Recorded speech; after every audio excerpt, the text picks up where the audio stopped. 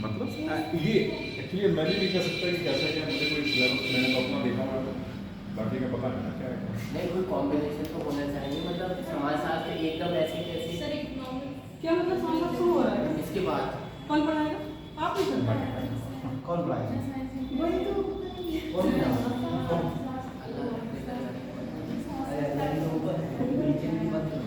देखो, अगर समाजशास्त्र एज ए ऑप्शनल सब्जेक्ट चलता है, अगर समाज बेटा बात नहीं, अगर समाजशास्त्र ऑप्शनल सब्जेक्ट चलता है तो जाहिर सी बात फिर रेगुलर क्लास लगेगी लगेगी।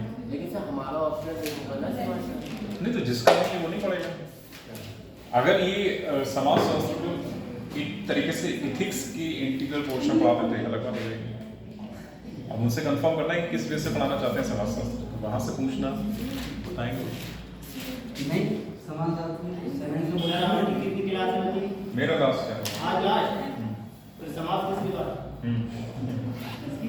फिर सर आप ऑनलाइन लेंगे? ऑनलाइन तुम लोग कहोगे तो सर हम तो डेली बोलते हैं आपसे।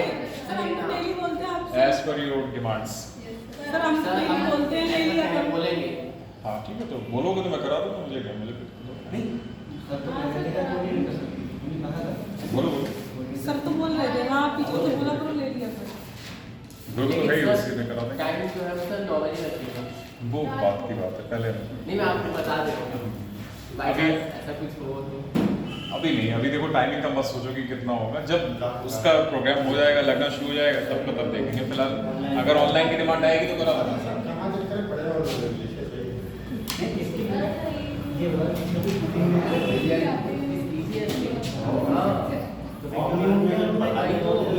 क्यों नहीं हो गया ऑनलाइन भी है जो ऑफलाइन में पढ़ा है, कंफ्यूज के लिए हो जाएगा। चलो बेटा, अब बातें हो गई बहुत।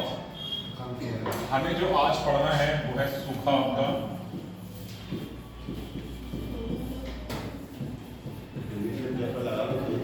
सूखा आपदा, चक्रवात और इसके अलावा भारत में आपदा प्रबंधन से संबंधित संस्था का ढांचा। भारत में आपदा प्रबंधन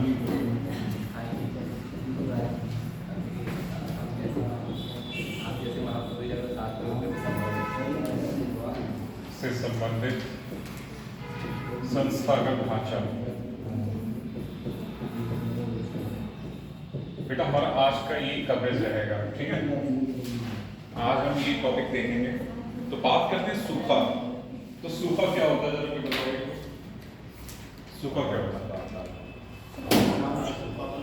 हाँ बेटा, पानी की कमी। हमारे यहाँ जो वर्षा होती है बेसिकली मानसूनी वर्षा है। हमारे यहाँ जो वर्षा है कैसी वर्षा है? मानसून, दक्षिण पश्चिम मानसून के कारण हमारे यहाँ वर्षा होती है। अगर यही जो है वर्षा की जो सामान्य मात्रा हो रही है उससे कम हो जाए, यानी कि अगर जो वर्षा है 20 से 25% घट जाए सामान्य वर्षा से, तो क्या कह सकते हो कि सूखा जैसी समस्या हो जाएगी।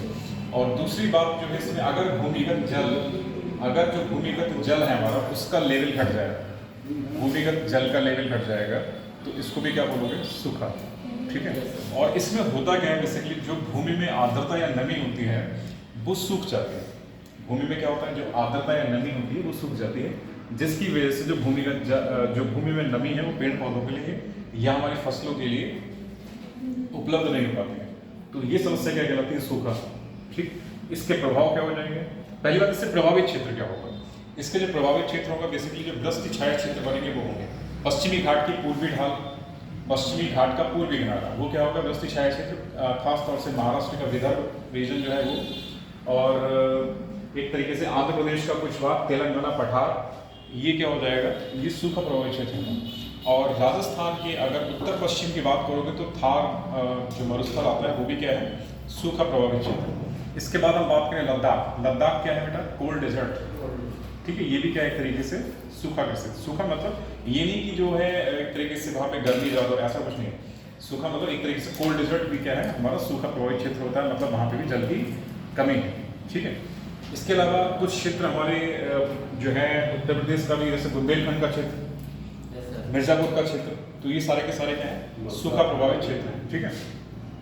फिर हम बात करें सूखा से होता क्या है, प्रभाव क्या पड़ेगा। पहली बात जो है यहाँ से उपज जो है हमारी वो प्रभावित होगी। उपज प्रभावित होगी मतलब उत्पादन कम होगा। उत्पादन कम होगा तो हमें खाद्यान्न कम मिलेगा। खाद्यान्न कम मिलेगा तो भुखमरी पैदा होगी। भुखमरी पैदा होगी, जाहिर सी बात है आदमी की क्रय शक्ति वगैरह प्रभावित होगी। क्रय शक्ति प्रभावित होगी, उसके बाद स्वास्थ्य पर असर पड़ेगा। ठीक है ना, भुखमरी से क्या होगा, स्वास्थ्य पर असर पड़ेगा और खासतौर से महिलाओं और बच्चों पर इसका ज़्यादा असर पड़ता है। तो एक तो ये बात होती है। ठीक है, तो इसमें पहले इतना लिख लो, सूखा होता है, फिर दो काम करते हैं आगे।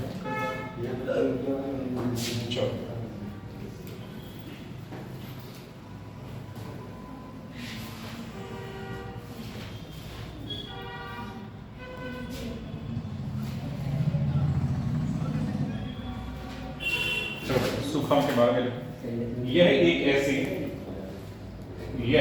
ऐसी प्राकृतिक स्थिति है, यह एक ऐसी प्राकृतिक स्थिति है जो मुख्यतया वर्षा की कमी के कारण उत्पन्न होती है। यह एक ऐसी प्राकृतिक स्थिति है जो मुख्यतया वर्षा की कमी के कारण उत्पन्न होती है।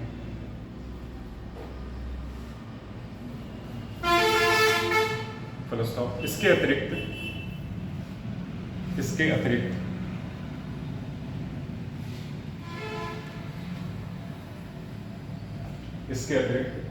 भूमिगत जल के स्तर का नीचा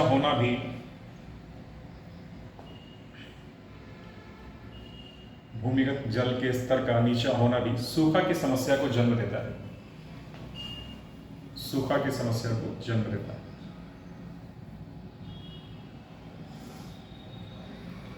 पॉइंट बना के लिखो इसमें। अगर वर्षा सामान्य से 25% कम होती है, अगर वर्षा सामान्य से 25% कम होती है तो ऐसी स्थिति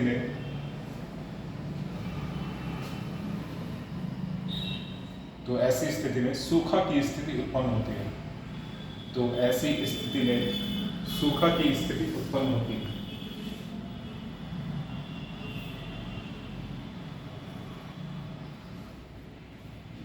सूखा प्रभावित क्षेत्रों को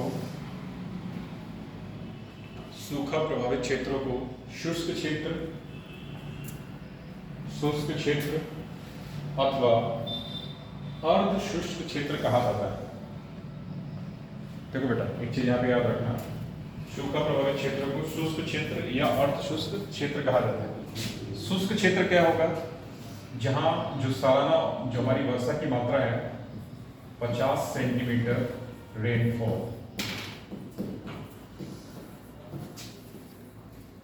पर ईयर, तो ये क्या कहलाएगा बेटा, ये कहलाएगा हमारा एरिड जोन, एरिड एरियाज, और इसी को बोलते हैं शुष्क क्षेत्र। अगर वर्षा की मात्रा सालाना कितनी है, पर ईयर रख रही है, अगर एक साल में वर्षा की मात्रा कितनी 50 सेंटीमीटर, तो ऐसा क्षेत्र क्या कहलाएगा, एरिड एरिया, शुष्क क्षेत्र कहलाता है। इसको जरा वहीं बना लिख लो। और वर्षा की मात्रा, सॉरी ये 25 करो बेटा, ये 25 सेंटीमीटर, यहाँ 50। अगर वर्षा की मात्रा 50 सेंटीमीटर रेनफॉल पर ईयर हो रही है तो ऐसे क्षेत्र को बोलेंगे सेमी एरिड, अर्धशुष्क क्षेत्र, सेमी एरिड एरियाज, इसको बोलेंगे बेटा अर्धशुष्क क्षेत्र। वहीं पे लिख लो, ये जरूरी है समझना। अर्धशुष्क क्षेत्र, तो शुष्क क्षेत्र और अर्धशुष्क क्षेत्र में अंतर पता चल गया। जहां पे वर्षा की मात्रा 25 सेंटीमीटर या इससे भी कम हो रही है वो क्या कहला रहा है, शुष्क क्षेत्र। जहां वर्षा की मात्रा 50 सेंटीमीटर के आसपास हो रही है उसे क्या बोलेंगे, अर्धशुष्क क्षेत्र। लेकिन ये क्या है, सालाना, ये वर्षा की मात्रा कैसे हो रही है, सालाना वर्षा। ठीक है, चलो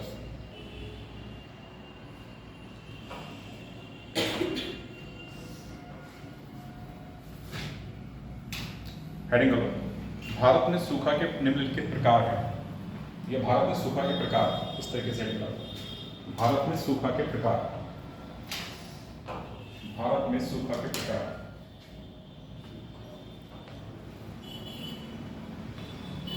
इसमें नंबर 1 लिखो बेटा, मौसमी सूखा, मौसमी सूखा, मौसमी सूखा खासतौर से वर्षा के ऊपर डिपेंड करता है। मौसमी सूखा, और इसमें जब वर्षा सामान्य से 20 से 25% कम होती है, जब वर्षा सामान्य से 20 से 25% कम होती है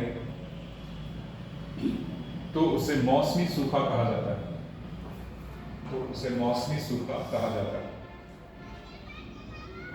तो उसे मौसमी सूखा कहा जाता है।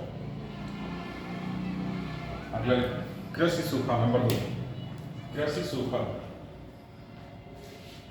कृषि सूखा, एग्रीकल्चर ड्रॉप, कृषि सूखा। इसमें लिखो, जब मृदा के पोषक तत्वों को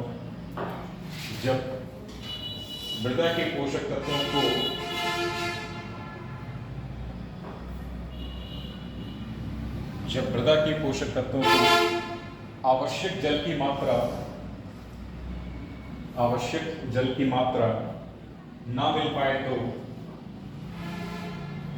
पाए तो इस स्थिति को कृषि सूखा कहा जाता है, तो इस स्थिति को कृषि सूखा कहा जाता है। नंबर 3 लिखो बेटा, जल वैज्ञानिक सूखा, जल वैज्ञानिक सूखा, यानी इसको बोलते हैं क्लाइमेटोलॉजिकल ड्रॉट, जल वैज्ञानिक सूखा। इसमें लिखो बेटा, जब धरातल की सतह में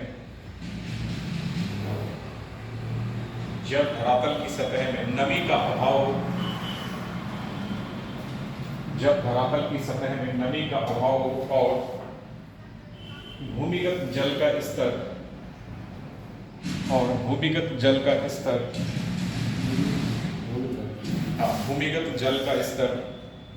नीचे चला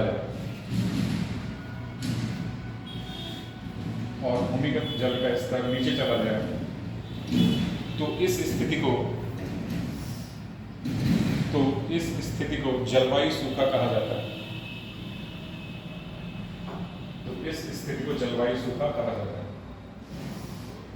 नंबर 4 को पारिस्थितिक सूखा, पारिस्थितिक सूखा,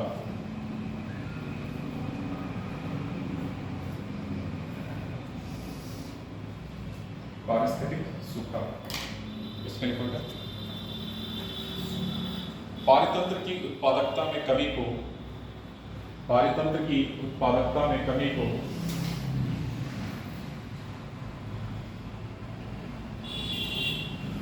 पारिस्थितिक सूखा कहा जाता है, पारिस्थितिक सूखा कहा जाता है।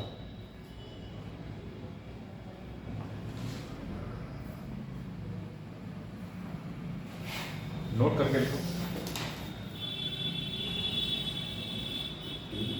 अन्य प्राकृतिक आपदाओं की अपेक्षा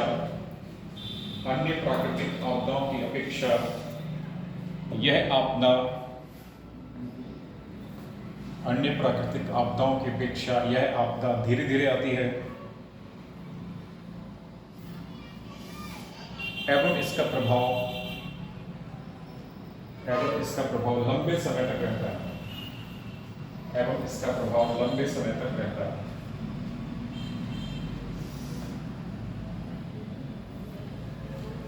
नोट के तहत ही अगला पॉइंट लिखो, नोट नहीं।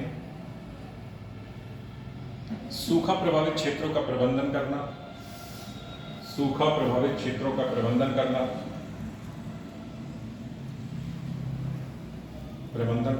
दूसरे प्राकृतिक आपदाओं की अपेक्षा सरल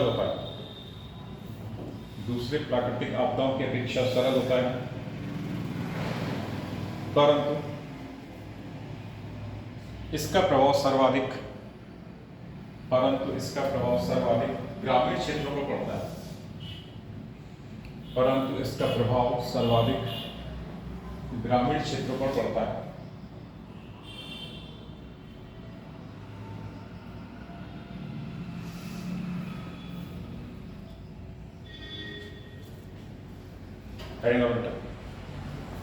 भारत में सूखे से प्रभावित क्षेत्र, भारत में सूखे से प्रभावित क्षेत्र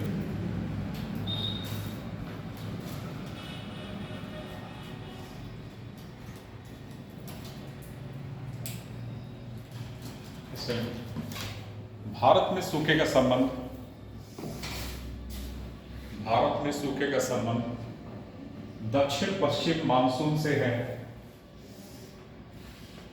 भारत में सूखे का संबंध दक्षिण पश्चिम मानसून से है, क्योंकि भारत लगभग 70% वर्षा, क्योंकि भारत लगभग 70% वर्षा इसी से प्राप्त करता है, क्योंकि भारत लगभग 70% वर्षा इसी से प्राप्त करता है।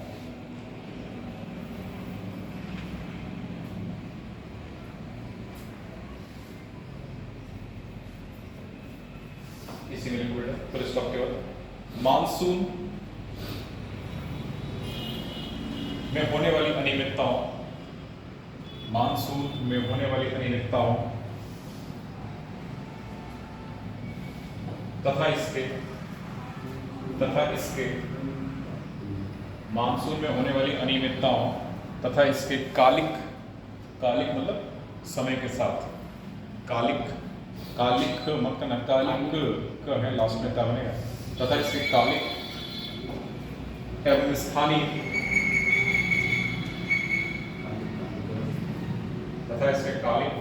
स्थानीय विषमता भी सूखे की समस्या को जन्म देते हैं, सूखे की समस्या को जन्म देते हैं।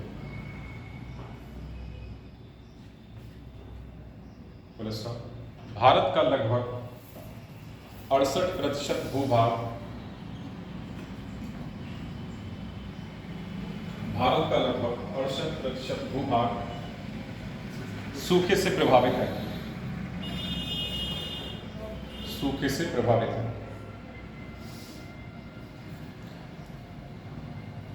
जो कि निम्नवत है, तो उसका नंबर 1 करके लिखो बेटा, शुष्क एवं अर्धशुष्क क्षेत्र।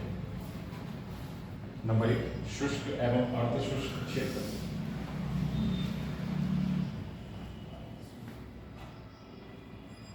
इसमें थार का मरुस्थल तथा लद्दाख का क्षेत्र,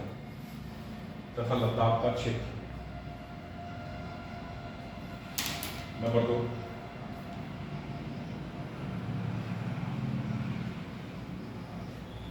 पश्चिमी घाट का वृष्टि छाया क्षेत्र, पश्चिमी घाट का वृष्टि छाया क्षेत्र, पश्चिमी घाट का वृष्टि छाया क्षेत्र। इसमें लिखो बेटा, पश्चिमी घाट का वृष्टि छाया क्षेत्र, रेन शैडो रीजन्स। इसमें लिखो महाराष्ट्र का जलगांव, कॉमा तेलंगाना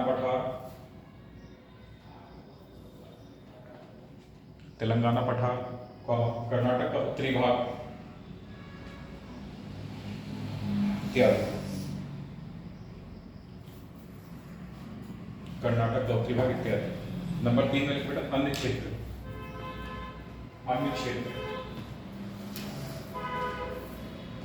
नंबर 3 में अन्य क्षेत्र, और उसमें लिखो वैगई नदी के दक्षिण में, वैगई तमिलनाडु में बहती है,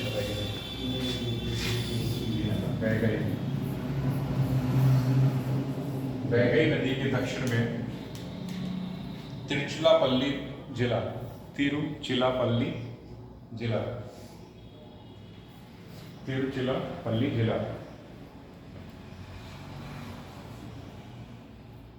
नंबर 2 का क्लिक इसमें तमिलनाडु का कोयम्बटूर क्षेत्र, तमिलनाडु का कोयम्बटूर क्षेत्र,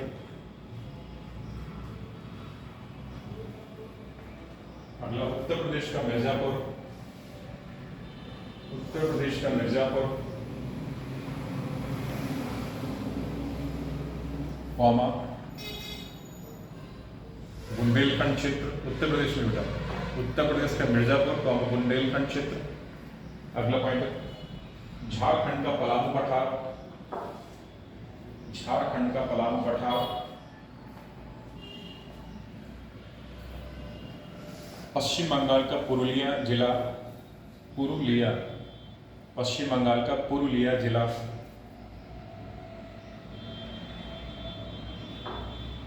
अगला उड़ीसा का कालाहांडी जिला, उड़ीसा का कालाहांडी जिला, हांडी, उड़ीसा का कालाहांडी जिला। अगला गुजरात का सौराष्ट्र एवं कच्छ, गुजरात का सौराष्ट्र एवं कच्छ।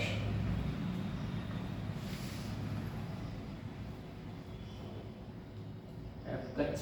हाँ, कच्छी खाड़ी में हुई।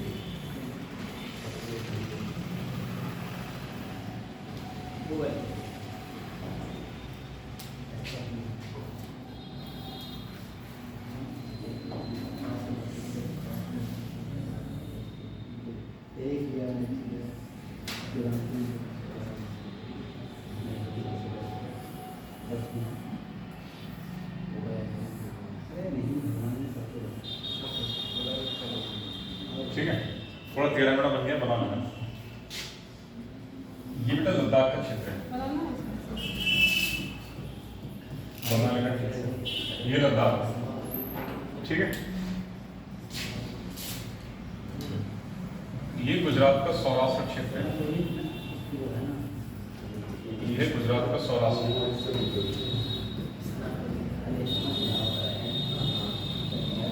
ठीक है।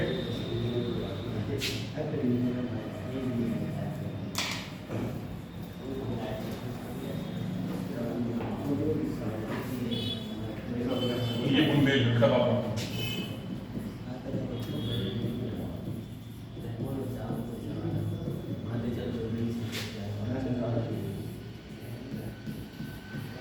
ये थार, थार नमस्कार।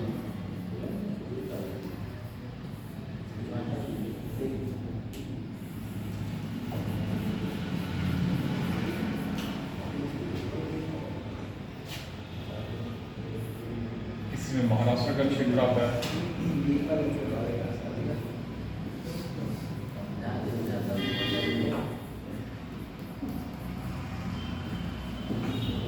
तेलंगाना पठार, ठीक है। एक तरीके से है, बना लेना थोड़ा, ठीक, उल्टा सीधा बना है अपने आप से। हाँ, बढ़िया हो रहा है। तो कुल मिला के कहने का मतलब ये है कि मैप के जरिए दर्शाने होते हैं सारे क्षेत्र, ठीक है। लद्दाख, बुंदेलखंड, थार वनस्थल, सौराष्ट्र, महाराष्ट्र, तेलंगाना, पठार। वो थोड़ा सा हाँ गड़बड़ हो गया, बना लेना। मेरी ड्राइंग इतनी अच्छी नहीं है। कुल मिला के कहने का मतलब ये है कि मैप जब बनाओगे तो मैप में ये जगह दर्शानी है, ठीक है। चलो मिटा दो, बाकी बना लेंगे। क्या बात है।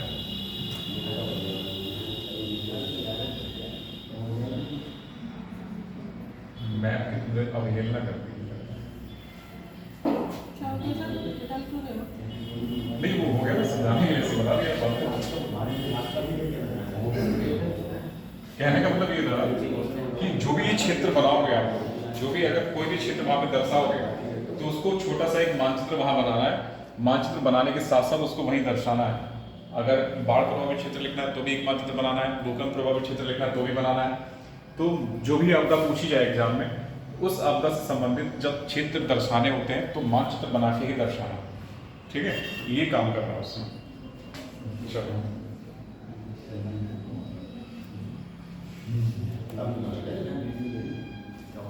अगला एक है सूखे का प्रभाव। सूखे का प्रभाव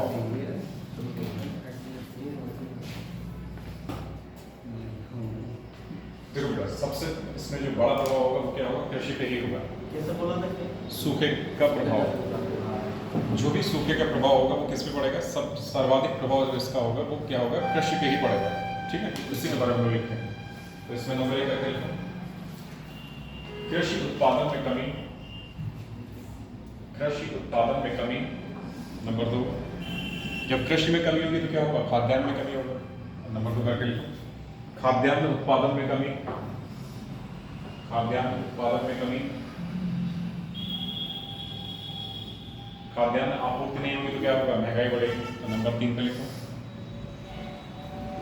खाद्यान्न आपूर्ति ना होने के कारण, खाद्यान्न आपूर्ति ना होने के कारण महंगाई में वृद्धि। खाद्यान्न आपूर्ति ना होने के कारण महंगाई में वृद्धि। महंगाई बढ़ेगी तो क्या होगा, बेरोजगारी बढ़ेगी। अगला पॉइंट है,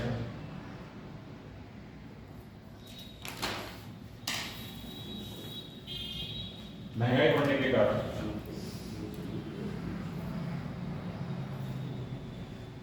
महंगाई बढ़ने के कारण ग्रामीण जनसंख्या की, महंगाई बढ़ने के कारण ग्रामीण जनसंख्या की क्रय शक्ति में कमी आएगी।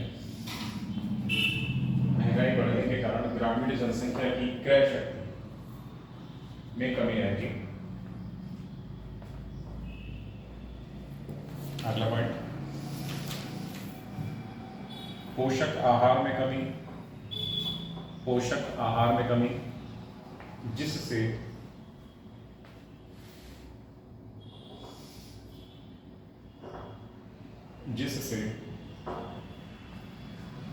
खासकर महिलाओं, जिससे खासकर महिलाएं व बच्चे, जिससे खासकर महिलाएं व बच्चे कुपोषण का शिकार हो जाते हैं। कुपोषण का शिकार हो जाते हैं।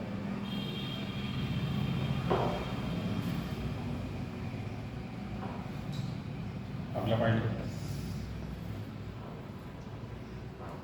जब मानव के लिए खाना तो चारा कहां से बनेगा ना, तो वही है पशुओं के लिए चारे। तो इसमें चारे में कमी के कारण,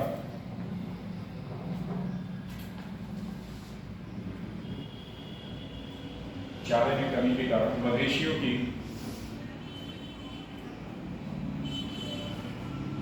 मवेशियों की जनसंख्या का प्रभावित होना। चारे में कमी के कारण मवेशियों की जनसंख्या का प्रभावित होना। अगला पॉइंट, पेयजल का संकट उत्पन्न होना। पेयजल का संकट उत्पन्न होना।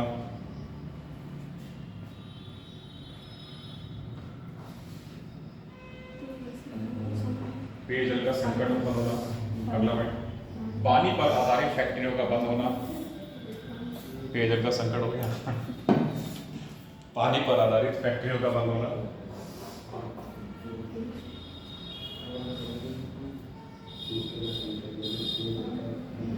पानी पर आधारित फैक्ट्री का बंद होना। हाँ, पानी पर आधारित फैक्ट्रियों का बंद होना।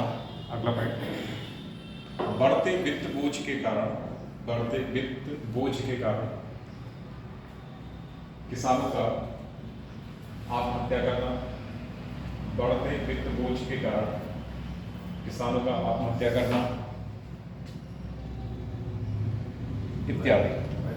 हाँ, एक पॉइंट और इसमें, प्रवासन में वृद्धि, मतलब एक जगह से दूसरी जगह जो है स्थानांतरण करेंगे लोग, तो इसको लिखो। अगला पॉइंट, प्रवासन में वृद्धि होना। प्रवासन में वृद्धि इत्यादि।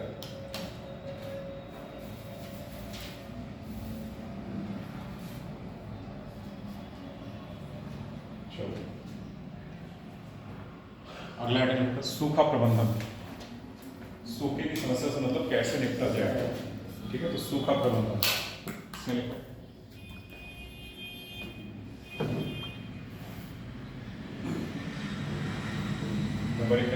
नंबर एक करके लिखो। सिंचाई सुविधाओं का विस्तार किया जाना चाहिए। सिंचाई सुविधाओं का विस्तार किया जाना चाहिए।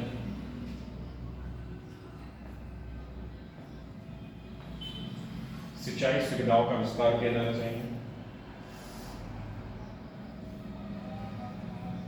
नंबर 2, लघु सिंचाई परियोजनाएं स्थापित की जानी चाहिए। लघु सिंचाई परियोजनाएं स्थापित की जानी चाहिए। लघु सिंचाई परियोजनाएं स्थापित की जानी चाहिए।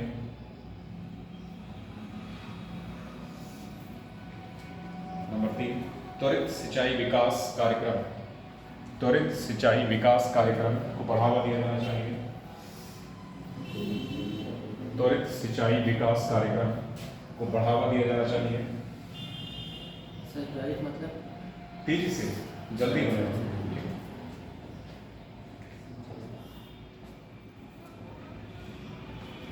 अगला पॉइंट, भारत निर्माण कार्यक्रम।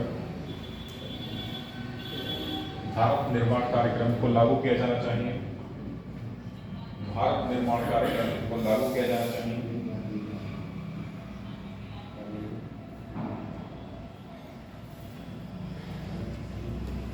अगला पॉइंट, मृदा संरक्षण तकनीकों का उपाय किया जाना चाहिए। मृदा संरक्षण तकनीकों का उपाय किया जाना चाहिए।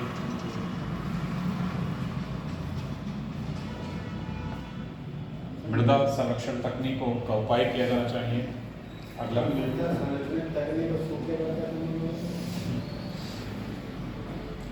अगर देखो मृदा नहीं बचाओगे तो अल्टीमेटली खेती कहाँ हो रही है, मृदा ही तो हो रही है, ठीक है। अगर हम बात करें मृदा की, तो मृदा की अगर ऊपरी परत क्षय हो रही है, ऊपरी परत भी तो नहीं होती है ना, ज़्यादा से ज़्यादा जो है जो पौधे उगाते हैं मृदा की ऊपरी परत भी उगाते हैं जो कि उपजाऊ होती है। अगर वो उसका क्षरण हो जाएगा तो क्या होगा, फसल हो पाएगी नहीं हो पाएगी। तो फिर बेटा सूखा तभी तो उसको बचाओगे ना, जैसे अगर मान लो उसको मृदा में नमी की मात्रा है ना, ऊपरी मृदा ही तो फर्टाइल होती है, मृदा की ऊपरी परत ही तो फर्टाइल उपजाऊ मानी जाती है। अगर वही नहीं रहेगी जिसमें कि नमी की मात्रा है, जिसमें कि नमी की मात्रा है वही नहीं रहेगी तो क्या हो जाएगा कि पौधे लगा पाओगे ना। तो फिर अगर मृदा का क्षरण हो रहा है, विंड इरोजन पड़ा होगा, वाटर इरोजन पड़ा होगा, इससे क्या होता है मृदा की ऊपरी परत जो है हट जाती है। अत्यधिक वर्षा आ जाए, बाढ़ आ जाए, बाढ़ आने से क्या होगा, मृदा की परत है ऊपरी को तो हट जाएगी, ठीक है ना।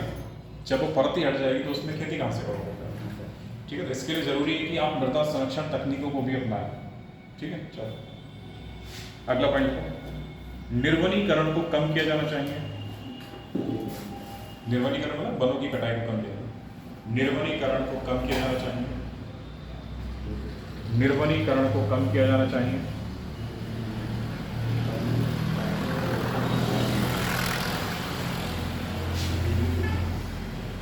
निर्वनीकरण को कम किया जाना चाहिए।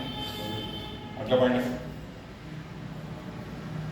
उचित फसल का चयन किया जाना चाहिए। उचित फसल का चयन किया जाना चाहिए। इसमें क्या बेटा, अगर जैसे सूखे में हम अत्यधिक पानी की डिमांड वाली फसल लगाए तो वो नहीं होगी, ठीक है। कहने का मतलब है हमें मौसम के अनुसार ही फसल लगाना है। अगर सूखा ग्रसित कोई क्षेत्र है तो हमें ऐसी फसल नहीं लगा देनी है जिसको पानी की ज़्यादा आवश्यकता हो जाए। जैसे चावल क्या है, चावल की खेती के लिए अत्यधिक पानी चाहिए होता है, ठीक है। तो इसका कहने का मतलब ये कि हमें एक तरीके से स्थिति के अनुसार फसलों का चयन करना चाहिए, ठीक है। तो उचित फसल का चयन किया जाना चाहिए। अगला पॉइंट, वैकल्पिक रोजगार का अवसर देकर, वैकल्पिक रोजगार का अवसर देकर प्रवासन की समस्या को कम किया जाना चाहिए। वैकल्पिक रोजगार का अवसर देकर प्रवासन की समस्या को कम किया जाना चाहिए।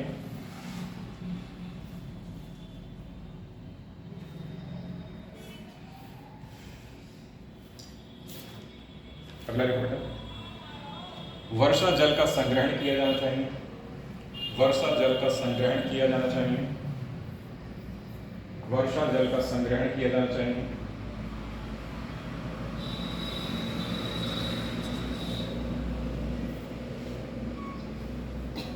इसमें अगला पॉइंट, सामूहिक सहभागिता कार्यक्रम को अपनाया जाना चाहिए, सामूहिक सहभागिता कार्यक्रम को अपनाया जाना चाहिए।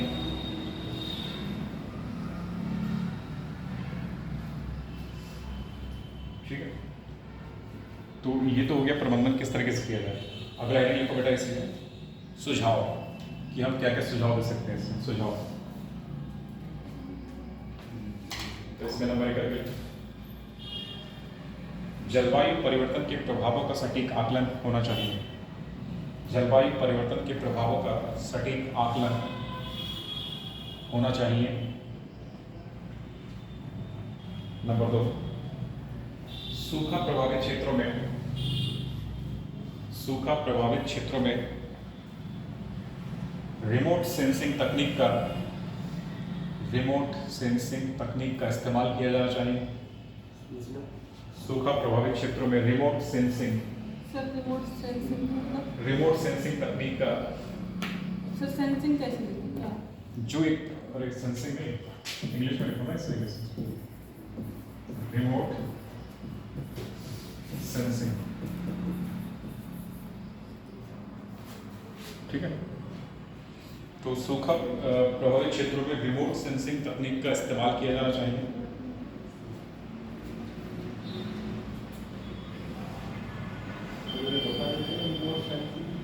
रिमोट सेंसिंग जैसे हमारे दूरस्थ इलाके होते हैं, ठीक है, जो कि दूरस्थ इलाके हैं जिन तक जो है एक तरीके से कह सकते हो कि संसाधनों की कमी हो या तकनीकी विस्तार ना हो पाया, तो इसको रिमोट सेंसिंग के माध्यम से एक तरीके से वहाँ पे रिमोट सेंसिंग तकनीक का इस्तेमाल करके उन क्षेत्रों तक मौसम संबंधी जो है जानकारी जुटाई जाती है।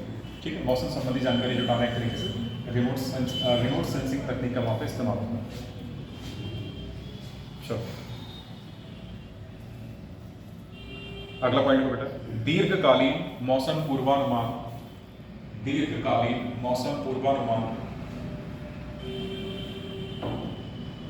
दीर्घकालीन मौसम पूर्वानुमान के लिए, दीर्घकालीन मौसम पूर्वानुमान के लिए पूर्व चेतावनी तंत्र, पूर्व चेतावनी तंत्र का विकास किया जाना चाहिए, पूर्व चेतावनी तंत्र का विकास किया जाना चाहिए। रिमोट सेंसिंग बेटा एक तरीके की सैटेलाइट बेस्ड तकनीक होती है।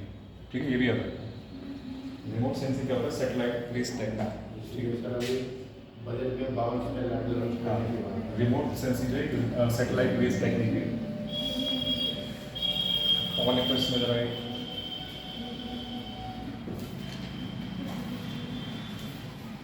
कृषि वानिकी को बढ़ावा दिया जाना चाहिए, कृषि वानिकी को बढ़ावा दिया जाना चाहिए, कृषि वानिकी को बढ़ावा दिया जाना चाहिए।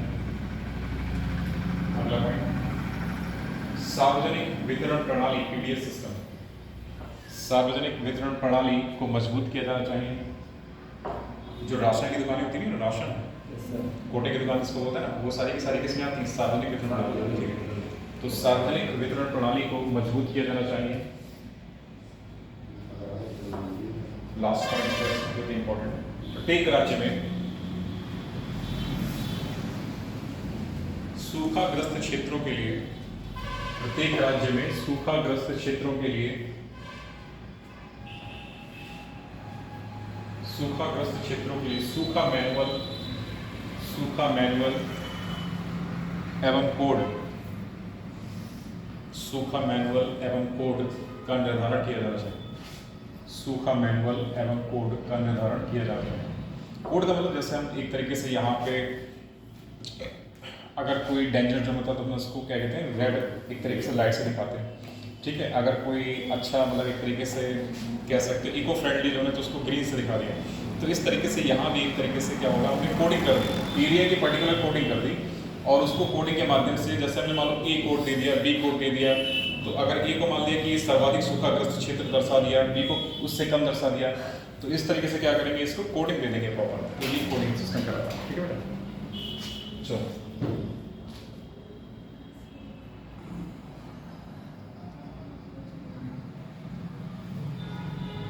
अगला आएगा चक्रवात।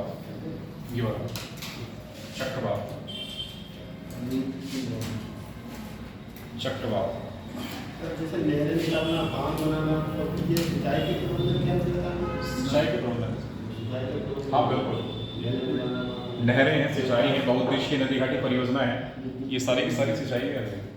नदी जोड़ो परियोजना जो आती है वो भी सिंचाई, वो भी इसी में आएगी। सुझाव में लिख सकते हो, नदी जोड़ो परियोजना जो आती है वो भी इसी में आएगी। चलो चक्रवात, पहली बात तो चक्रवात के बारे में सुनो, हमें ज्योग्राफी नहीं पढ़नी है। एक चीज इतना जान लो, चक्रवात जो है बेसिकली कहाँ आएगा, तो हमारे जो पूर्वी तट है और पश्चिमी तट है, सर्वाधिक इन्हीं में आएगा। और अगर पूर्वी और पश्चिमी तट की भी बात करें तो सर्वाधिक कहाँ आएगा, तो पूर्वी तट में आएगा। पूरे भारत में राज्य में किसमें सर्वाधिक आएगा, तो उड़ीसा में आएगा, ठीक है। सर्वाधिक अगर बात करें तो सबसे ज्यादा चक्रवात कहाँ मिल रहा है, उड़ीसा में आ रहा है, ठीक है। तो ये बातें कुछ बेसिक है, याद रखना है। इसके अलावा चक्रवात होता क्या है, तो दीज आर व्हर्लिंग विंड्स, एक तरीके से इस तरीके से घूमते हैं, बवंडर जिसको बोलते हो, ठीक है। हाँ साइक्लोन तो इंग्लिश होगी उसकी। चक्रवात को ना, चक्रवात क्या होता है, चक्रवात एक तरीके से जब निम्न वायुदाब जब क्रिएट होगा, जहाँ पे जब निम्न वायुदाब क्रिएट होगा तो क्या होगा, आसपास की हवा के दौरान एक तरीके से निम्न वायुदाब पेटी से दिखा होगा, अगर समुद्री सतह है,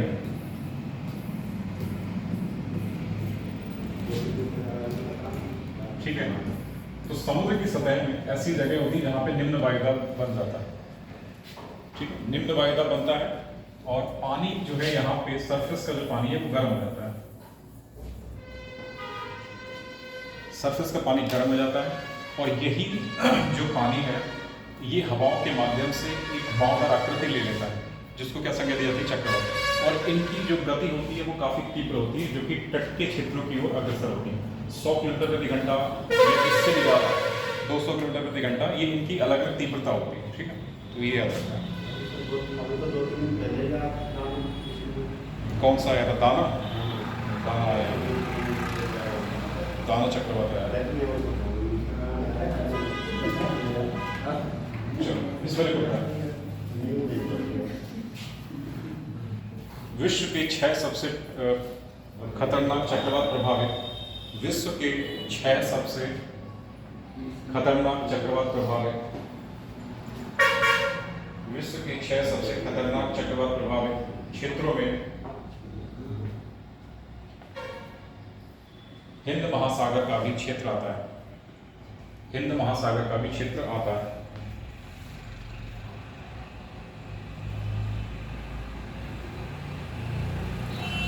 और सबके बाद भारत के भूभाग के 8%, भारत के भूभाग के 8% क्षेत्र चक्रवात से प्रभावित होते हैं। भारत के भूभाग के 8% क्षेत्र चक्रवात से प्रभावित होते हैं।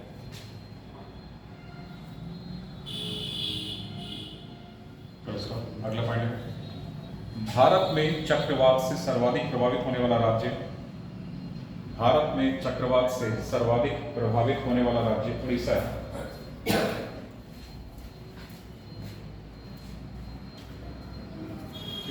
अगला पॉइंट, भारत में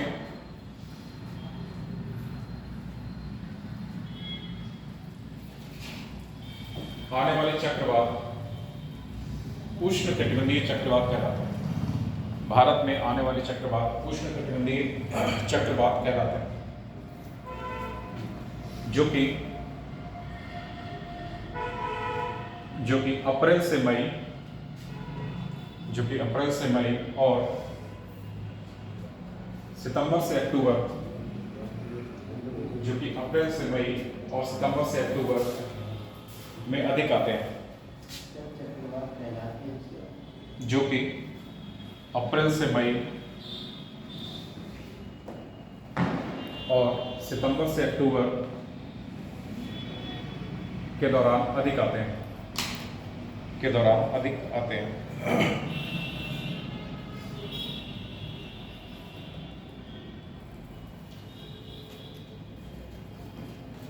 हेडिंग का मतलब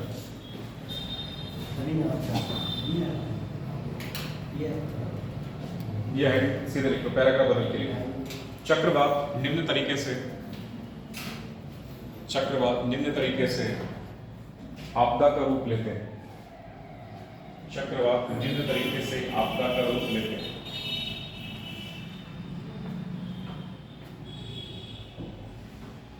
नंबर 1, प्रचंड पवन। प्रचंड पवन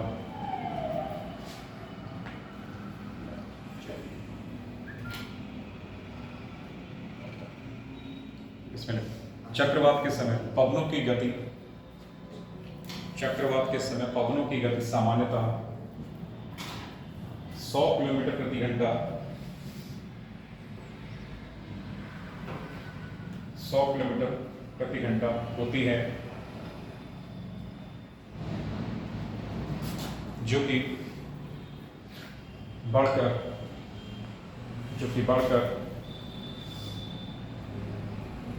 250 से 280 किलोमीटर, जो कि बढ़कर 250 से 280 किलोमीटर तक पहुंच सकती है, जो कि बढ़कर 250 से 280 किलोमीटर तक पहुंच सकती है। प्लस इसी में तटों पर रहने वाले लोग इससे सर्वाधिक प्रभावित होते हैं। तटों पर रहने वाले लोग इससे सर्वाधिक प्रभावित होते हैं।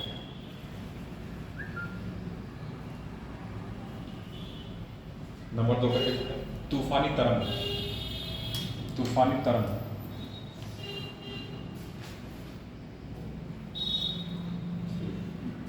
इसमें लिखो, चक्रवात के समय तूफानी तरंगों की ऊंचाई 11 से 13 मीटर हो जाती है। चक्रवात के समय तूफानी तरंगों की ऊंचाई 11 से 13 मीटर हो जाती है। फिर उसका ये ऊंची लहरें नदी के मुहानों को अवरुद्ध कर देती हैं। ये ऊंची लहरें नदी के मुहानों को अवरुद्ध कर देती हैं, जिससे बाढ़ की समस्या उत्पन्न हो जाती है।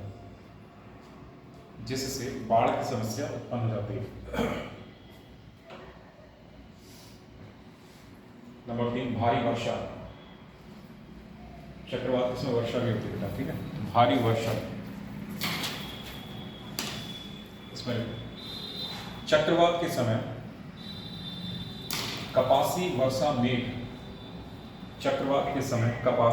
वर्षा मेघ का निर्माण होता है,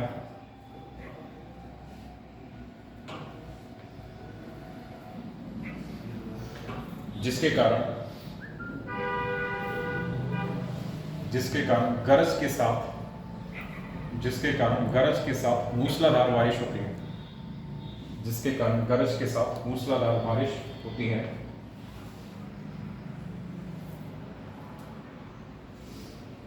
तो इसका पैराग्राफ बदल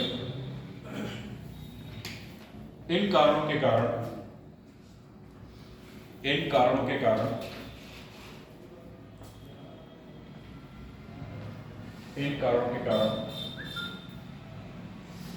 तटीय क्षेत्रों में निवास करने वाले लोगों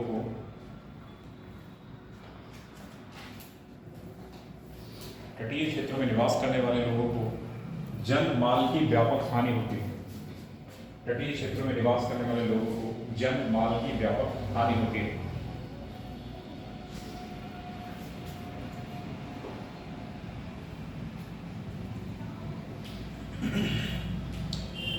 इसमें लिखे चक्रवात के प्रभाव। अगली है चक्रवात के प्रभाव। इसमें नंबर 1 सड़क, बिजली, कॉमा रेल, कॉमा इमारतों इत्यादि को काफी क्षति पहुंचती है, इत्यादि को काफी क्षति पहुंचती है।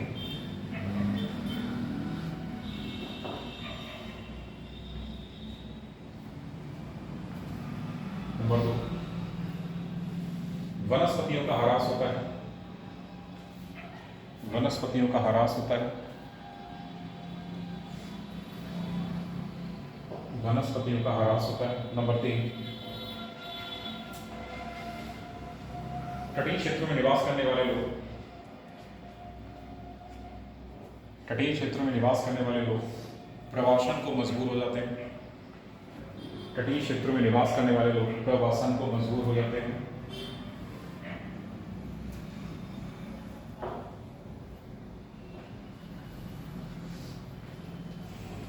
अगला पॉइंट, आधारभूत समस्याओं जैसे भोजन, पानी, आधारभूत समस्याओं जैसे भोजन, पानी, दवा, भोजन, पानी, दवाओं इत्यादि की समस्या उत्पन्न हो जाती है। भोजन, पानी, दवाओं, मेडिसिन्स, दवा, दवाओं की समस्या उत्पन्न हो जाती है।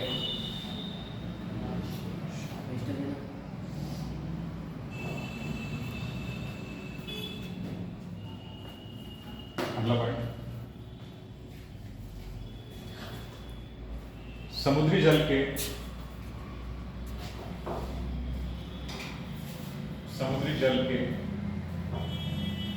कृषि क्षेत्र में, समुद्री जल के कृषि क्षेत्र में अतिक्रमण के कारण, समुद्री जल के कृषि क्षेत्र में अतिक्रमण के कारण कृषि पर प्रतिकूल प्रभाव पड़ता है, कृषि पर प्रतिकूल प्रभाव पड़ता है। अगला पॉइंट, अगला पॉइंट, बाढ़ की समस्या उत्पन्न होती है जो कि महामारी, बाढ़ की समस्या उत्पन्न होती है जो कि महामारी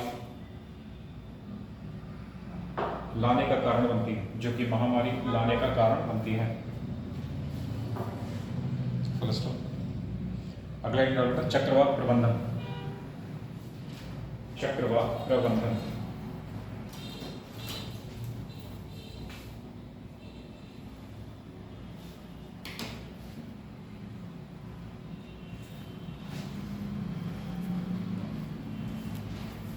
इसमें IMP करके लिखते हैं, नंबर 1 करके लिखो इसमें IMP, नंबर 1 लिखो IMP।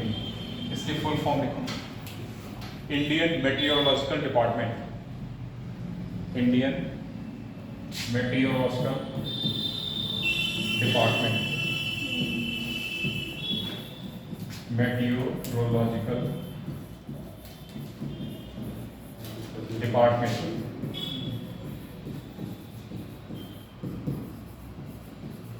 हिंदी में भारतीय मौसम विज्ञान विभाग।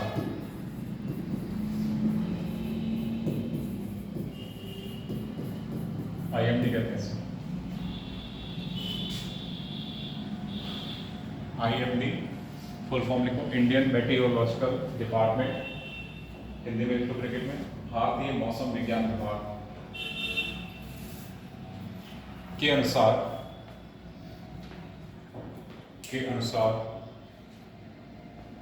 डैश नंबर 1,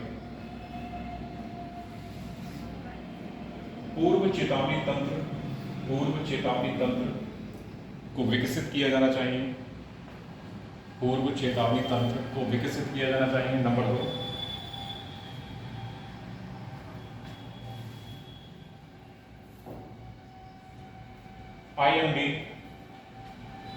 IMD मौसम संबंधी जानकारी के लिए, IMD मौसम संबंधी जानकारी के लिए एक नोडल एजेंसी के तौर पर, IMD मौसम संबंधी जानकारी के लिए एक नोडल एजेंसी के तौर पर कार्य करती है।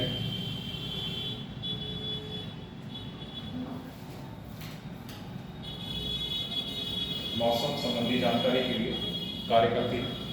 बेटा ये नंबर 1 पर, अब नंबर 2 लिखो। भारत में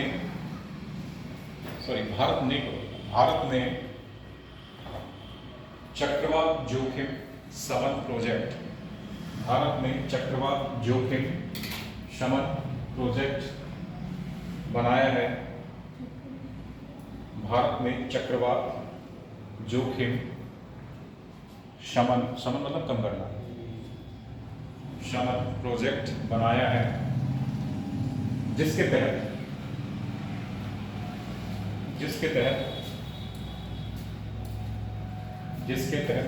संरचनात्मक शमन रणनीति, जिसके तहत संरचनात्मक शमन रणनीति और गैर संरचनात्मक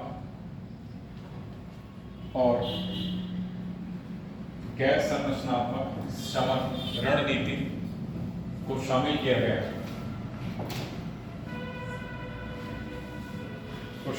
गया है, फुल स्टॉप। इसी में लिखो बेटा,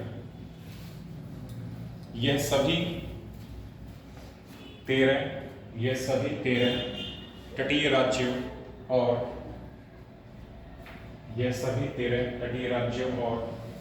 केंद्र शासित प्रदेशों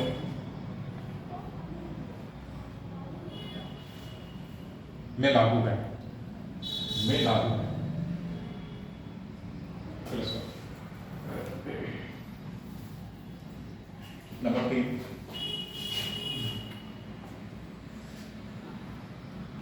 नंबर 3, NDMA, इस तरीके से फुल फॉर्म लिखो। नंबर 3 ND, अभी ऐसे लिखो जिसकी फुल फॉर्म बताएंगे। फिलहाल लिखो नेशनल डिजास्टर मैनेजमेंट अथॉरिटी, फिलहाल इसको शॉर्ट में लिखोगे। NDMA लिखो। NDMA चक्रवात प्रबंधन 2008, NDMA ने चक्रवात प्रबंधन 2008 जारी किया। NDMA ने चक्रवात प्रबंधन 2008 जारी किया, जिसके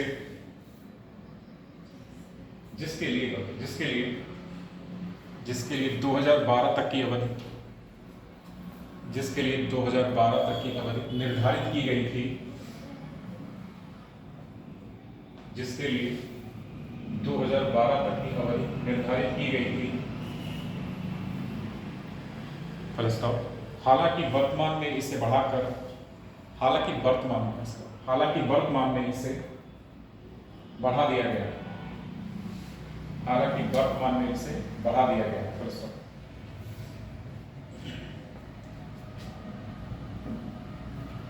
ओके बेटा, फुल स्टॉप लगा दो। फिर लिखो इसके बाद NDMA के तहत डैश नंबर 1 रोमन में लिख लेना। अभी तक ये था ना इंग्लिश वाला, इसको रोमन में कर देना। नंबर 1, आर्द्र भूमि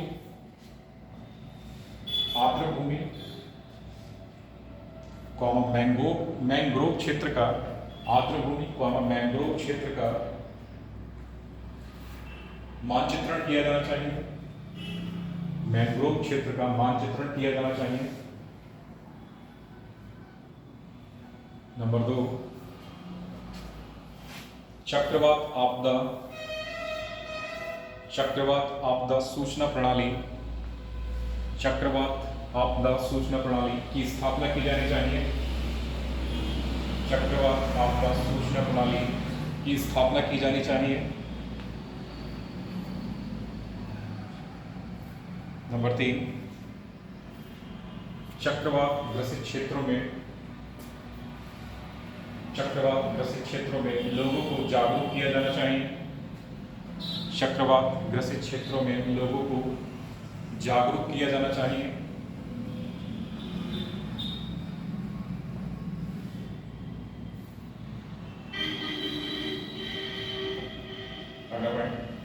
तटीय क्षेत्रों में अवैध निवास, तटीय क्षेत्रों में अवैध निवास, जो अवैध रूप से झुग्गी झोपड़ी बनाते हैं ना तटीय क्षेत्रों में, उसको रोका जाना है। तटीय क्षेत्रों में अवैध निवास को रोका जाना चाहिए। तटीय क्षेत्रों में अवैध निवास को रोका जाना चाहिए। तटीय क्षेत्रों में वानिकीकरण को अपनाया जाना चाहिए। वानिकीकरण को अपनाया जाना चाहिए।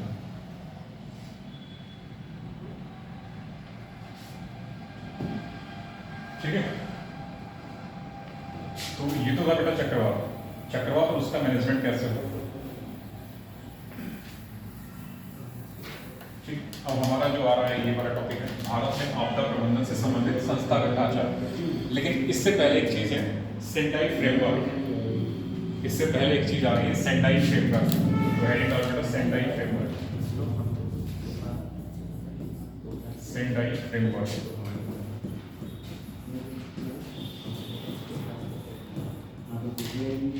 सेंडाई फ्रेमवर्क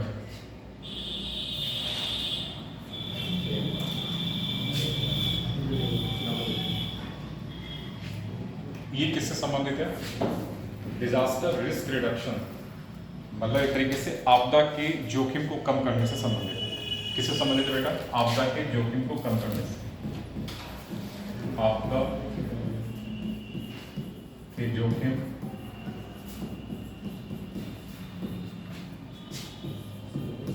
को कम करने से संबंधित।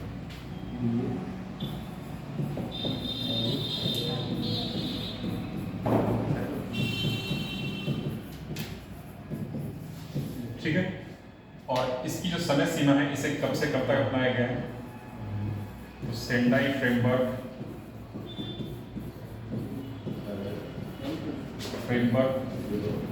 इसकी जो समय सीमा है 2015 से लेकर 2030 तक की अवधि के लिए।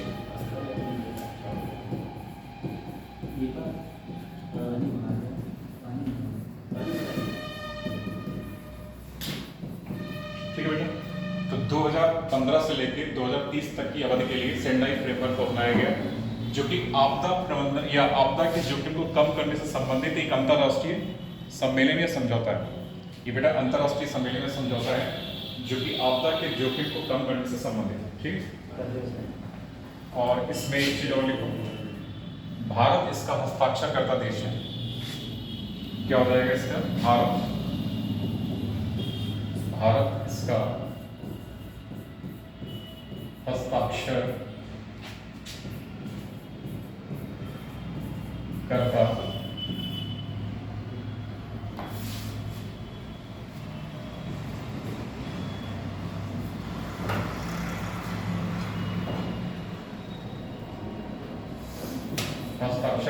देश है।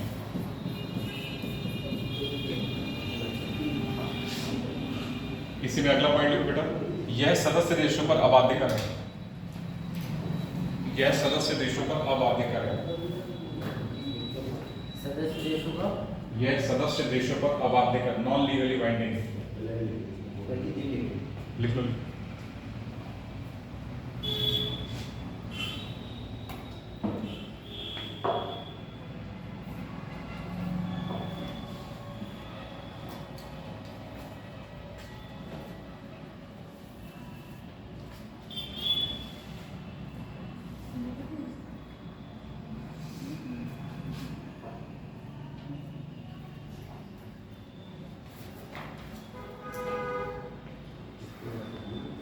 ओके, इसमें अगला पॉइंट, यह सदस्य देशों पर अबाध्यकर है। यह सदस्य देशों पर अबाध्यकर है। हो गया। तो सेंडाई फ्रेमवर्क के बारे में हो गया। अब हमारा जो लास्ट टॉपिक है भारत में आपदा प्रबंधन से संबंधित संस्थागत ढांचा, इसके बारे में देखते हैं।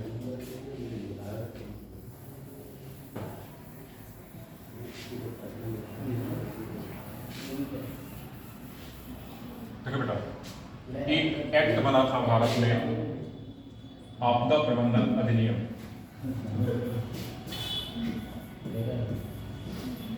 आपदा प्रबंधन अधिनियम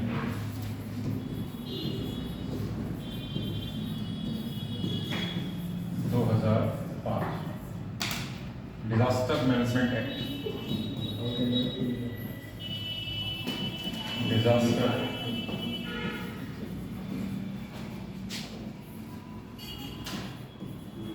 मैनेजमेंट एक्ट 2005। ठीक है, किससे संबंधित है? जाहिर सी बात है, आपदा से होने वाले जोखिम और उसके प्रबंधन से संबंधित है। तो संबंधन इसका किससे हो जाएगा? आपदा से होने वाले जोखिम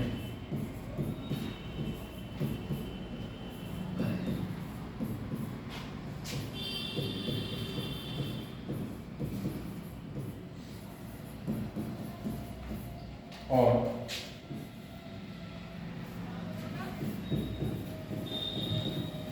आपदाओं के प्रबंधन से संबंधित।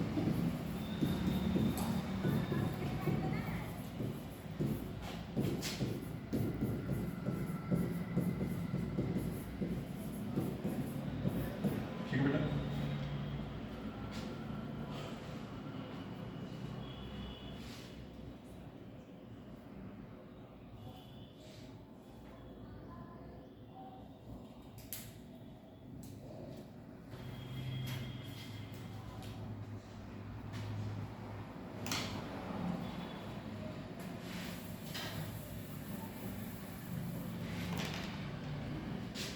हो गया था?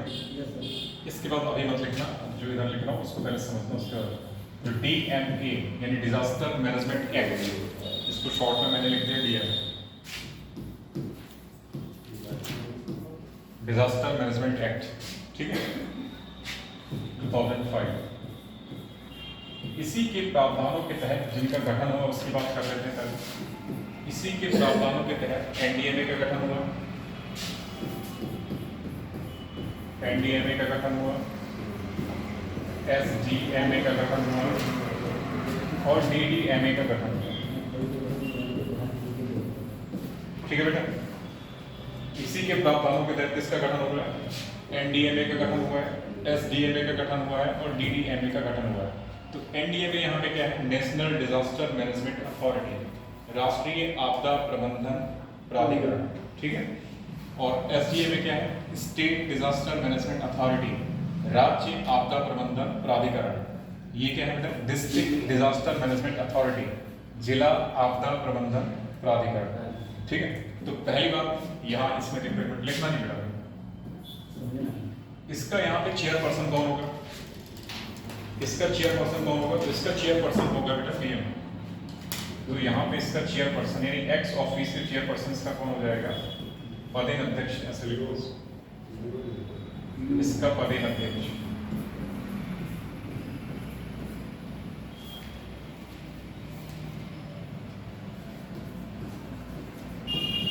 हमारे देश का प्रधानमंत्री इसका पदेन अध्यक्ष हो जाएगा। ठीक है, इसका पदेन अध्यक्ष कौन होगा? जो संबंधित राज्य है उनके मुख्यमंत्री, क्योंकि विभिन्न राज्यों में होगी ना CM, तो जो संबंधित राज्य हैं उनके CM जो होंगे वो इसके क्या होंगे? एक्स ऑफिशियल चेयरपर्सन होंगे।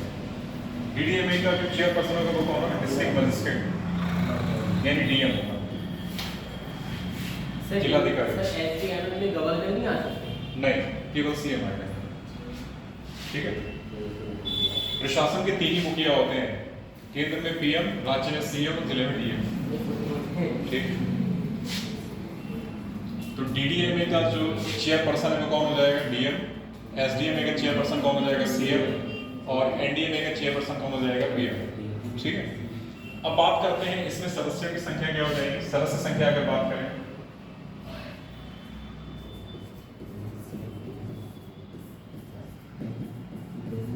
सदस्य संख्या यहाँ पे 8 है। ठीक है, यहाँ पे 8 और इसके लिए डैश कर दो।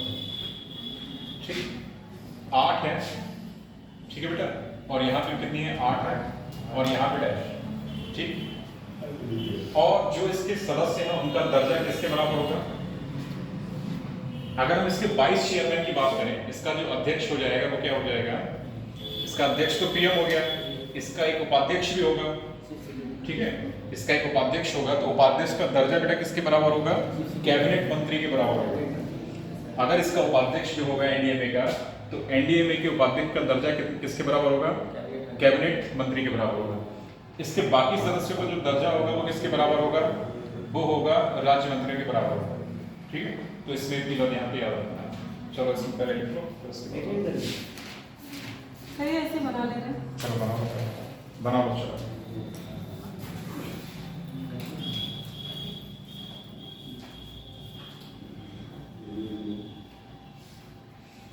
बस आपदा प्रबंधन की बातें, 2-3 बातें हैं इसके बारे में लिखना, तो लिख लेना बस।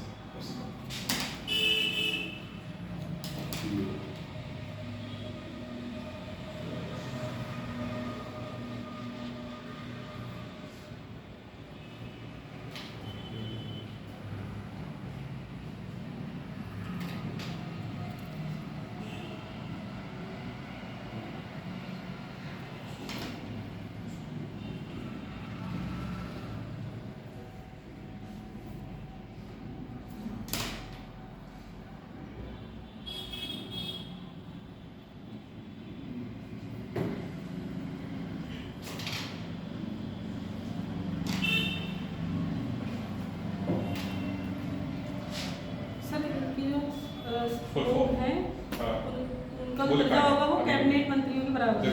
ये पदेनाध्यक्ष कौन हो गया, पीएम हो गया। जो इसका उपाध्यक्ष होगा उसका दर्जा किसके बराबर होगा, कैबिनेट मंत्री के बराबर होगा। जो बाकी सदस्य हैं उसका दर्जा किसके बराबर होगा, राज्य मंत्री के बराबर। बस ये बात, ठीक है।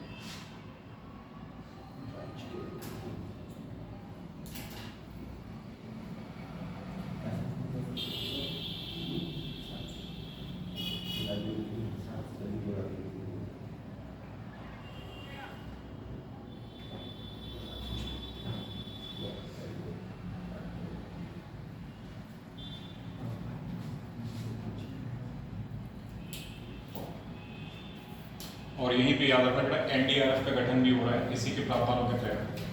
एनडीआरएफ मतलब नेशनल डिजास्टर रिस्पांस फोर्स, इसका भी गठन किसके प्रावधानों के तहत होगा, डीएमए, डिजास्टर मैनेजमेंट एक्ट के तहत होगा।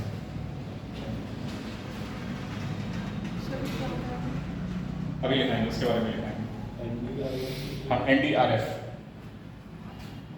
इसमें ऐड करो बेटा, आपदा प्रबंधन अधिनियम की खास बात है। आपदा प्रबंधन अधिनियम की खास बात है। आपदा प्रबंधन अधिनियम की खास बात है।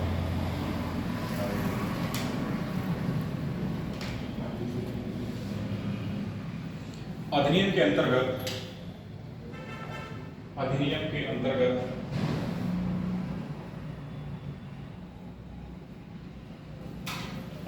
अंतर्गत राष्ट्रीय आपदा प्रबंधन प्राधिकरण ब्रैकेट में एनडीएमए, ये वाला एनडीएमए, राष्ट्रीय आपदा प्रबंधन प्राधिकरण ब्रैकेट में एनडीएमए तथा राज्य आपदा प्रबंधन प्राधिकरण ब्रैकेट में एसडीएमए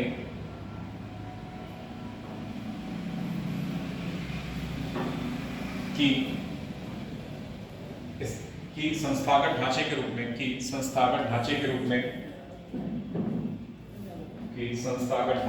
में स्थापना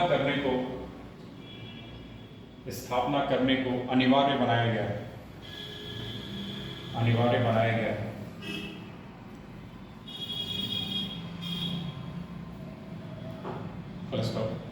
अगला पॉइंट, गृह मंत्रालय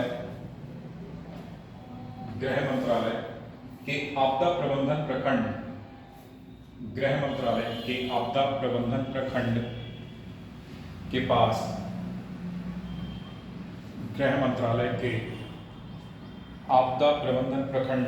के पास राष्ट्रीय आपदा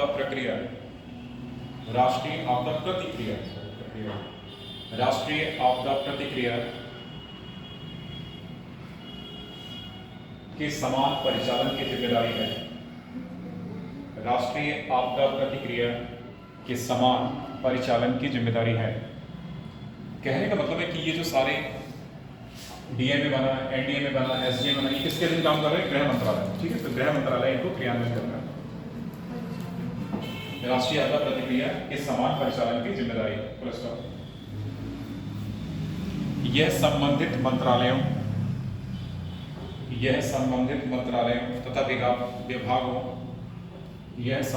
मंत्रालयों तथा विभागों को राष्ट्रीय योजना के अनुरूप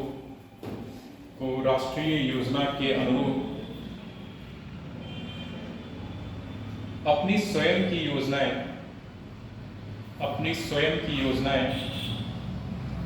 बनाने को अनिवार्य बनाता है।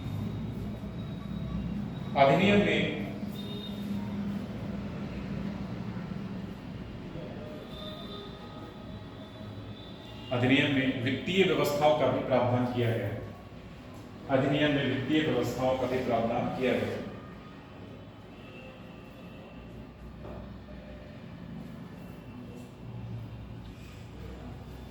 हेडिंग नंबर बेटा, आपदा प्रबंधन अधिनियम में संस्थागत ढांचे।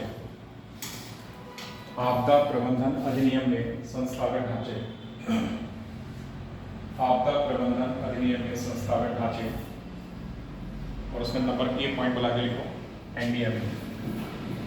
ए पॉइंट बनाना और उसमें लिखना एनडीएमए, संस्थागत ढांचे, और उसमें नंबर ए पॉइंट बनाओ और एनडीएमए के बराबर। इसका पूरा नाम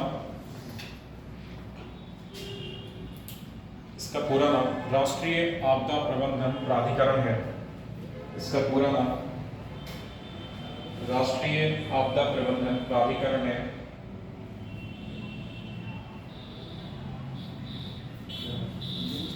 राष्ट्रीय आपदा प्रबंधन प्राधिकरण है। 10वीं पंचवर्षीय योजना प्रलेख। 10वीं पंचवर्षीय योजना प्रलेख, प्रलेख का मतलब डॉक्यूमेंट।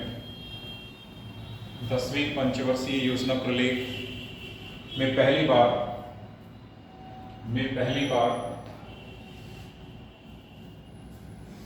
आपदा प्रबंधन पर एक विस्तृत अध्याय आया था। आपदा प्रबंधन पर एक विस्तृत अध्याय आया था।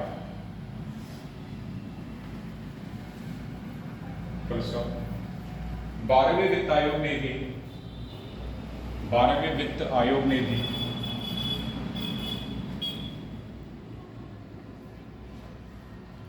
आपदा प्रबंधन के लिए वित्तीय प्रावधानों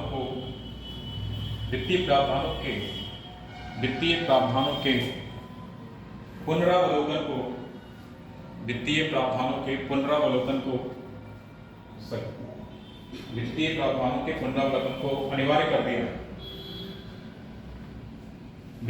पुनरावलोकन को अनिवार्य कर दिया। फिर स्टॉप।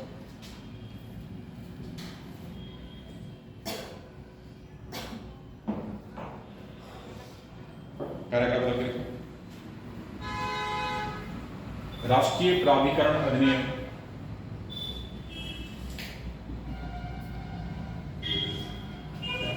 राष्ट्रीय प्राधिकरण, सॉरी एक मिनट, राष्ट्रीय आपदा प्रबंधन प्राधिकरण, ऐसे राष्ट्रीय आपदा प्रबंधन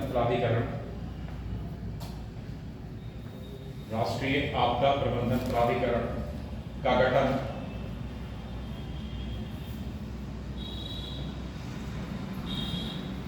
भारत के प्रधानमंत्री की अध्यक्षता में किया गया।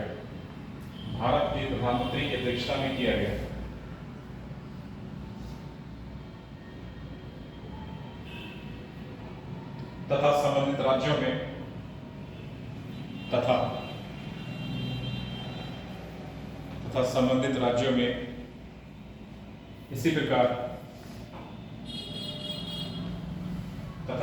राज्यों में इसी प्रकार मुख्यमंत्रियों के मुख्यमंत्रियों की अध्यक्षता में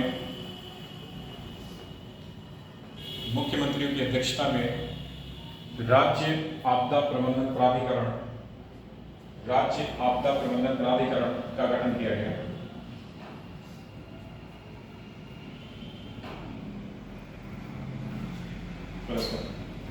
एनडीएमए के कारण, जो एनडीएमए है इसी के कारण, तो एनडीएमए के कारण इसमें नंबर 1 करके लिखो।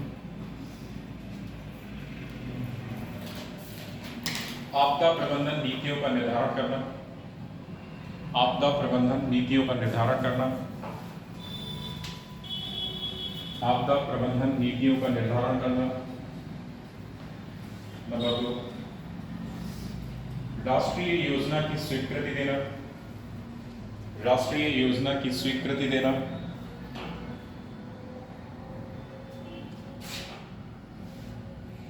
नंबर 3, राष्ट्रीय योजना के अनुरूप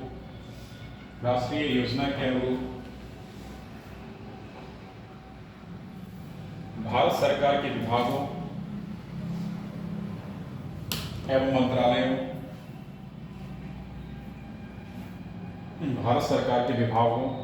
मंत्रालयों द्वारा बनाई गई योजनाओं को स्वीकृति देना।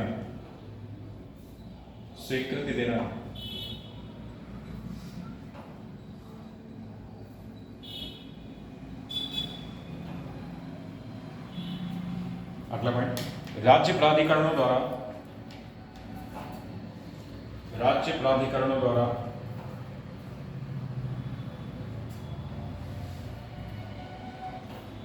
योजनाओं के निर्माण हेतु मार्गदर्शन देना।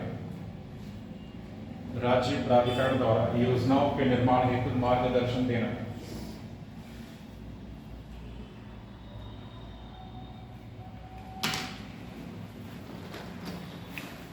अगला पॉइंट, बड़ी आपदाओं से प्रभावित अन्य देशों को इस प्रकार की सहायता प्रदान करना जैसा कि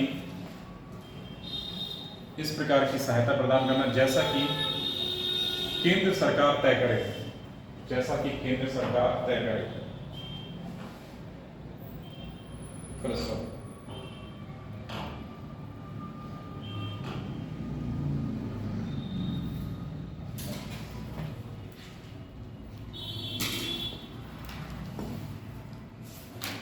बेटा इसमें लिखो जरा बी करके SDMA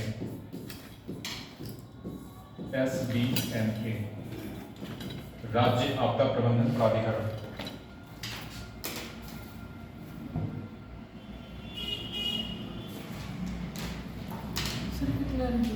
बस हो गया, 10-5 मिनट और उसके बाद फ्री। सॉरी लास्ट है लिखो, राज्य आपदा प्रबंधन प्राधिकरण इसमें लिखो। आपदा प्रबंधन अधिनियम की धारा 14 के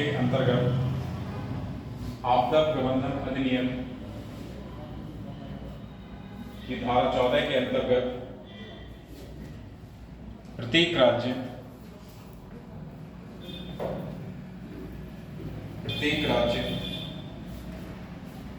अनिवार्य रूप से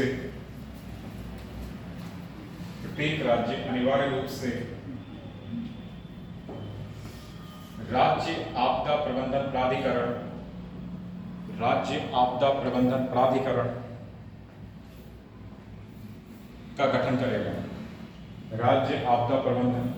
का गठन करेगा।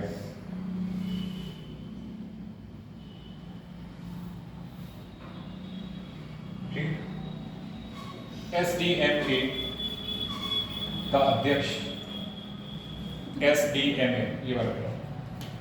SDMA का अध्यक्ष संबंधित राज्य का मुख्यमंत्री होता है।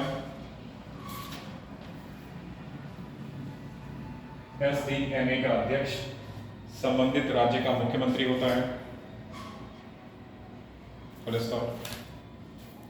SDMA के तहत निर्धारित सदस्य संख्या SDMA के तहत निर्धारित सदस्य संख्या 8 से अधिक नहीं होनी चाहिए।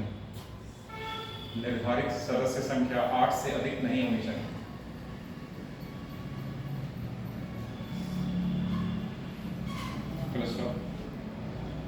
SDMA यह सुनिश्चित करता है कि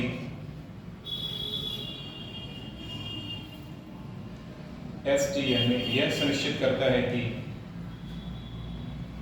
राज्य प्राधिकरणों द्वारा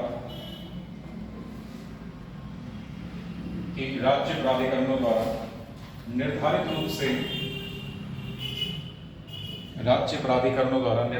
से राज्य के सभी विभागों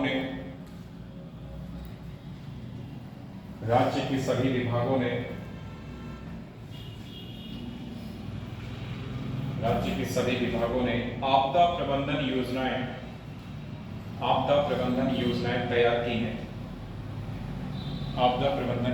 तैयार की हैं। ये बेटा इसका कार्य नहीं होगा, ये क्या करता है, ठीक है।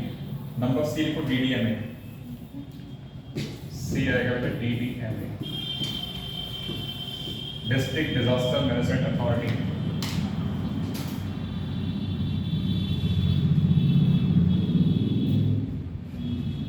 इसमें जिला आपदा प्रबंधन प्राधिकरण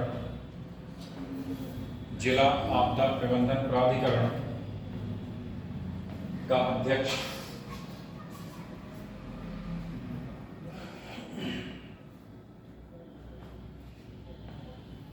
अध्यक्ष जिले का कलेक्टर या उपायुक्त होता है।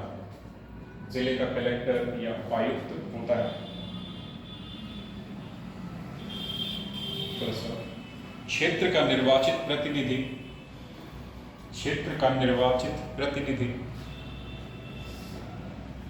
DDMA का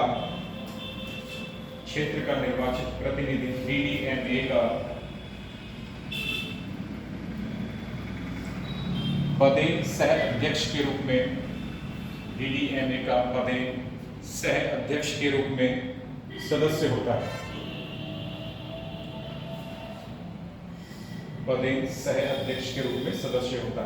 तो यहाँ पे जो सदस्य हो रहा है वो कितना निकल के आ रहा है, 1, जो कि कौन होगा, जो लोकल बॉडीज है हमारी, जैसे पंचायत वगैरह हो गई, इस तरीके से जो भी वहाँ का जो इलेक्टेड जो मेंबर होगा वो इसका क्या होगा, पदे सह अध्यक्ष होता है। ठीक,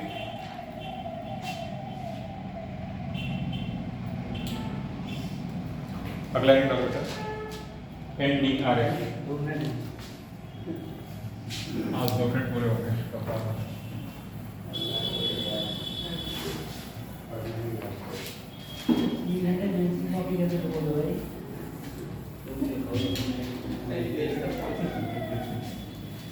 NDRF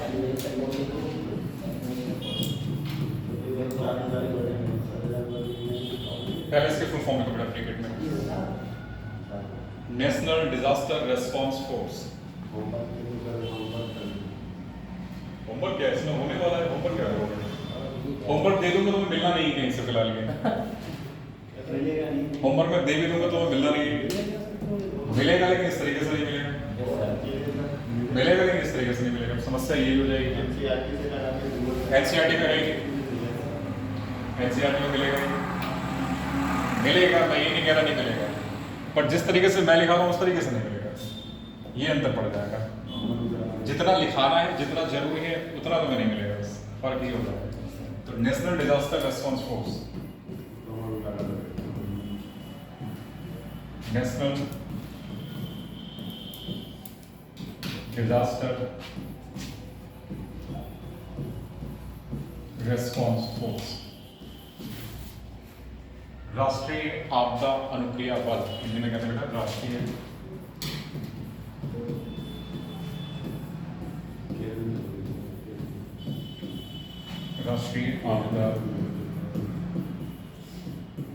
अनुक्रिया बल, ये इसका हिंदी नाम है। ठीक है,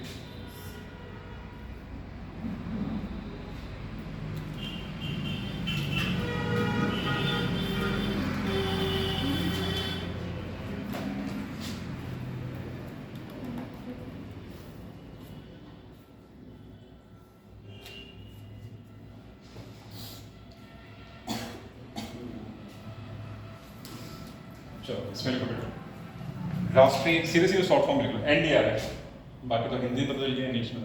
एनडीआरएफ की स्थापना, एनडीआरएफ की स्थापना आपदा प्रबंधन अधिनियम, एनडीआरएफ की स्थापना आपदा प्रबंधन अधिनियम 2005 के अंतर्गत, 2005 के अंतर्गत आपदा स्थिति, 2005 के अंतर्गत आपदा स्थिति या आपदा की चुनौती, या आपदा की चुनौती के प्रति विशेष अनुक्रिया के उद्देश्य से, विशेष अनुक्रिया के उद्देश्य से बनाया गया एक विशेषीकृत, बनाया गया एक विशेषीकृत बल है, एक विशेषीकृत बल है।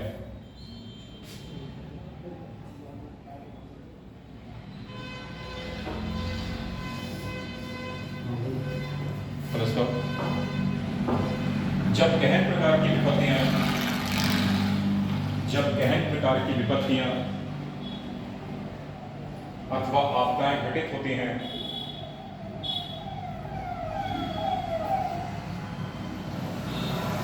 तब केंद्र सरकार को प्रभावित राज्यों के निवेदन पर, तब केंद्र सरकार को प्रभावित राज्यों के निवेदन पर सशस्त्र बलों,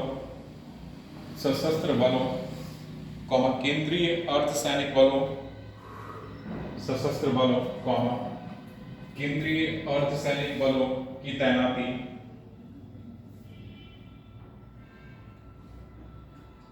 राष्ट्रीय आपदा अनुक्रिया बल,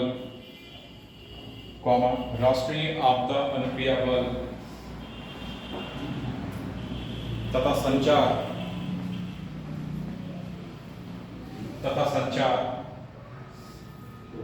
एवं अन्य संपत्ति एवं अन्य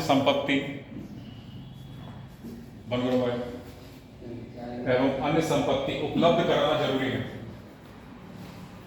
एवं अन्य संपत्ति उपलब्ध कराना जरूरी है।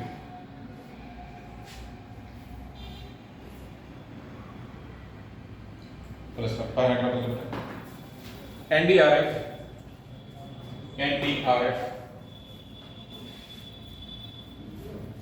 राष्ट्रीय आपदा प्रबंधन प्राधिकरण, एनडीआरएफ राष्ट्रीय आपदा प्रबंधन प्राधिकरण के अधीन कार्य करता है। एनडीआरएफ राष्ट्रीय आपदा प्रबंधन प्राधिकरण के अधीन कार्य करता है। रुक जाओ जरा 2 मिनट अभी।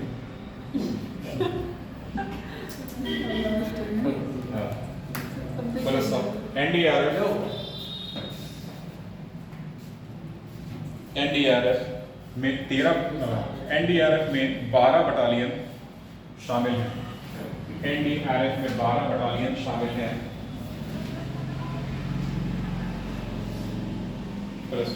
एनडीआरएफ में 12 बटालियन शामिल हैं।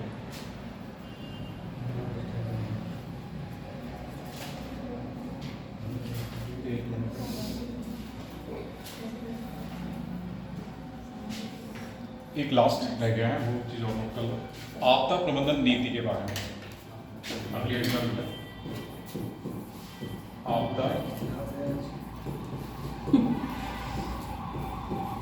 आपदा प्रबंधन नीति, और इसमें 2 बातें याद रखना है। कौन कौन सी है? राष्ट्रीय आपदा प्रबंधन नीति 2009 राष्ट्रीय आपदा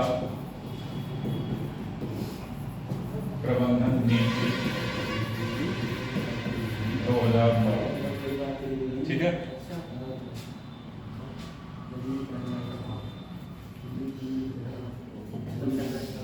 और ये है राष्ट्रीय आपदा प्रबंधन योजना। अगला राष्ट्रीय